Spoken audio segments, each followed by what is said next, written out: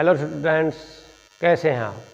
आज हम कक्षा 8 अध्याय 5 कोयला और पेट्रोलियम के भाग 2 के बारे में चर्चा करेंगे। जहां हमने पिछले वीडियो भाग 1 में अक्षय प्राकृतिक संसाधन तथा समाप्त होने वाले प्राकृतिक संसाधन कोयले के बारे में जानकारी प्राप्त की थी कि कोयले का निर्माण किस प्रकार होता है, कोयले के उत्पाद कोक व कोलतार तथा कोयले के उपयोग क्या क्या है, इसके बारे में हम जानकारी प्राप्त कर चुके हैं। आज हम कोयला गैस, पेट्रोलियम तथा पेट्रोलियम का परिष्करण तथा प्राकृतिक गैस के बारे में चर्चा करेंगे। इस पाठ को पढ़ने का हमारा उद्देश्य यह है कि इस वीडियो के अंत में आप निम्न करने में सक्षम होंगे। नंबर 1, पेट्रोलियम के परिष्करण को समझने में व परिभाषित करने में। नंबर 2, पेट्रोलियम के विभिन्न संघटकों और उनके उपयोग को परिभाषित करने में। और नंबर 3, प्राकृतिक गैस की उपयोगिता की व्याख्या करने। आइए देखते हैं कोयला गैस। कोयला गैस क्या है। कोयला गैस उद्योगों में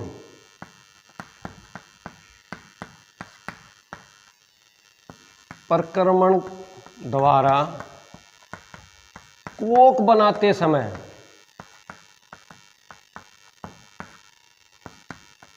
गैस प्राप्त होती है, जिसे कोयला गैस कहते हैं। जिसे हम कोयला गैस कहते हैं। अब इस गैस का उपयोग क्या है। जो कोयला उद्योगों के निकट जो प्रक्रमण संयंत्र स्थापित किए गए हैं, उन उद्योगों में इसका ईंधन के रूप में उपयोग किया जाता है। आइए अब पेट्रोलियम के बारे में देखते हैं कि पेट्रोलियम क्या है। हम पिछली कक्षाओं में सीख चुके हैं कि हमें कार्य करने के लिए ऊर्जा की आवश्यकता होती है तथा ऊर्जा हमें भोजन से प्राप्त होती है। इसलिए हम भोजन को एक ईंधन के रूप में मान सकते हैं। आपने अपने आसपास विभिन्न प्रकार के परिवहन के साधन देखे होंगे, जैसे कार, बस, ट्रक, ट्रैक्टर, मोटरसाइकिल। क्या आप सोच सकते हैं कि इनमें ऊर्जा के लिए किस ईंधन का उपयोग किया जाता है। शायद आपका अनुमान सही था। इनमें पेट्रोल, डीजल तथा प्राकृतिक गैस का उपयोग किया जाता है। अब ये जो पेट्रोल तथा डीजल जिस प्राकृतिक स्रोत से प्राप्त होते हैं, उसे हम पेट्रोलियम कहते हैं। तो हम पेट्रोलियम को क्या कर सकते हैं, वही कैसे परिभाषित कर सकते हैं। पेट्रोलियम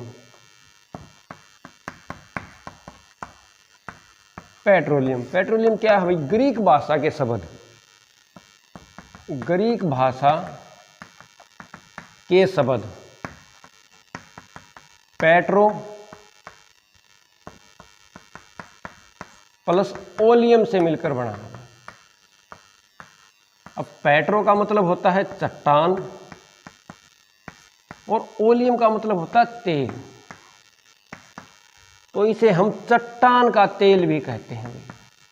चट्टान का तेल। अब प्रश्न ये बनता है भी, जो पेट्रोलियम है इसका निर्माण किस प्रकार हुआ और इसको हम कैसे प्राप्त करते हैं। इनका निर्माण के बारे में देखते हैं भाई। अब पेट्रोलियम जिस प्रकार कोयले का निर्माण हम सीख चुके हैं, कोयले का निर्माण मृत वनस्पतियों के अवशेषों से हुआ है, उसी प्रकार पेट्रोलियम का निर्माण समुद्र में रहने वाले जीवों से हुआ है। अब समुद्र में रहने वाले जीव मृत होते गए, वे समुद्र के पेंदे में जाकर जम गए। धीरे धीरे उन पर मिट्टी की परत जमा होती गई। वायु की अनुपस्थिति, भाई वायु का वहाँ पे क्या हो गया, अनुपस्थिति, वायु बिल्कुल खत्म हो गई, मतलब ऑक्सीजन की अनुपस्थिति तथा उच्च दाब तथा उच्च ताप पर वो धीरे धीरे पेट्रोलियम में परिवर्तित हो गए। अब पेट्रोलियम तो बन गया भाई और प्राकृतिक गैस का निर्माण हो गया। अब पेट्रोलियम है उसको हम निकालते कैसे हैं, उसके भंडार किस रूप में भंडारित हैं। आइए इसको देखते हैं भी कि पेट्रोलियम के जो भंडार हैं वो किस तरह से हैं। देखो हम इसका एक रफली ये वही कोई चट्टानें हैं,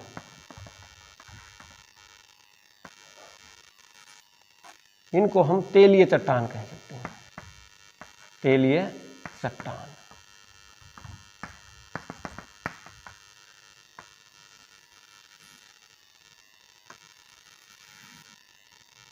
और यहाँ पे क्या है,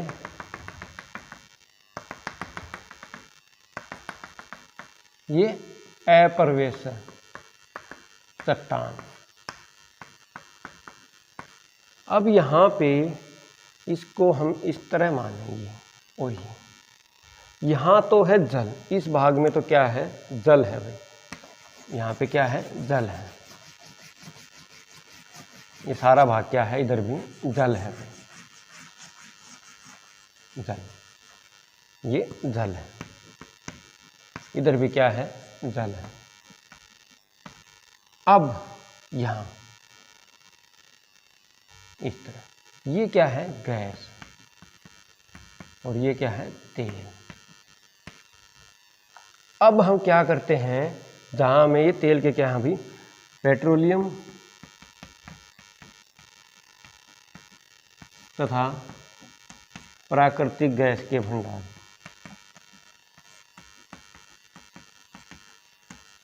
ये भंडार। अब हम पाइपों द्वारा यहाँ का छेदन करते हैं, और इधर भी ये क्या है भाई, कुएं, ये दोनों मिला के क्या है भाई, ये और ये क्या है, कुएं, जिनके द्वारा हम प्राकृतिक गैस तथा तेल को बाहर निकालते हैं। जहाँ में तेल का ये होता भी, यहाँ ज़मीन के नीचे तेल मिल सकता है, तो वहाँ हम कुओं की सहायता से बड़े बड़े क्या करते हैं, पाइपों को नीचे डालते हैं, जैसे समर्सिबल से पानी निकालते हैं, ऐसे ही हम गैस को कुओं की सहायता से निकाल लेते हैं। अब जो हमें तेल प्राप्त होता है, हम उसका सीधे रूप में उपयोग नहीं कर सकते, उसके लिए हमें उसका परिष्करण करना पड़ता है। तो आइए पेट्रोलियम परिष्करण के बारे में चर्चा करते हैं। पेट्रोलियम गहरे रंग का तेलीय द्रव जिसकी गंध अप्रिय होती है, यह विभिन्न संघटकों जैसे पेट्रोलियम गैस, डीजल, पेट्रोल, सनहेक तेल, पैराफिन, मोम आदि का मिश्रण होता है। अब इन सभी संघटकों को, पेट्रोलियम के विभिन्न संघटकों या प्रभाजों को पृथक करने के प्रक्रम को परिष्करण कहते हैं। तो हम क्या परिभाषा लिख सकते हैं भाई, देखो ये तो चित्र हमने देख लिया अभी, पेट्रोलियम के भंडार किस तरह से भंडारित हैं।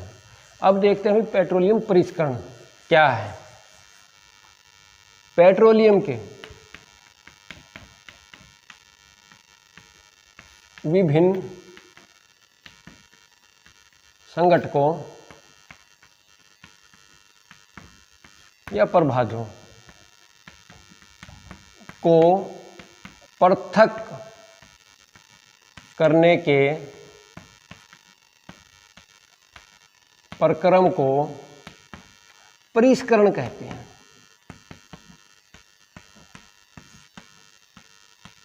अब ये जो परिष्करण है, ये बड़ी बड़ी रिफाइनरी जैसे परिष्करण, जो पेट्रोलियम परिष्करणी है, उनमें संपादित किया जाता है। जैसे अपने हरियाणा में पानीपत में पेट्रोलियम रिफाइनरी या परिष्करणी स्थापित है। अब इससे जो हमें विभिन्न संघटक मिले हैं परिष्करण के द्वारा, आइए इनके हम उपयोग, इसके विभिन्न संघटक और उसके उपयोग के बारे में चर्चा करते हैं। ये संघटक क्या क्या हैं और इनका कहाँ उपयोग होता है। पेट्रोलियम के संघटक और उनके उपयोग देखते हैं भाई। द्रवित पेट्रोलियम गैस, जिसको हम एलपीजी भी कहते हैं, अपने रसोई घरों में सिलेंडर देखा होगा, उसमें क्या होती है, एलपीजी होती है। क्या काम आती है भाई, क्या उपयोग है इसके, घरों और उद्योगों में ईंधन के रूप में इसका इस्तेमाल किया जाता है। पेट्रोल, पेट्रोल क्या काम आता है, मोटर ईंधन जैसे बाइक है, कार है, या शुष्क धुलाई के लिए विलायक के रूप में भी इसका उपयोग किया जाता है।